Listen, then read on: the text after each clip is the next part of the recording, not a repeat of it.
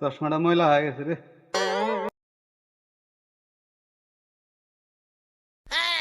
দেখ, এখন পারফেক্ট। দে দুই একটা সেলফি নিয়ে তো দেখি। নতুন চশমা নিলাম, দেই তো সেলফি কে লাগে মনে হলো।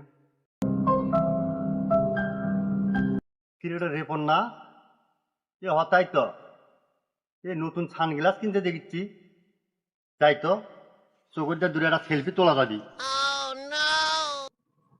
কিরে রেপন সানগ্লাসটা মনে হচ্ছে নতুন কিনলু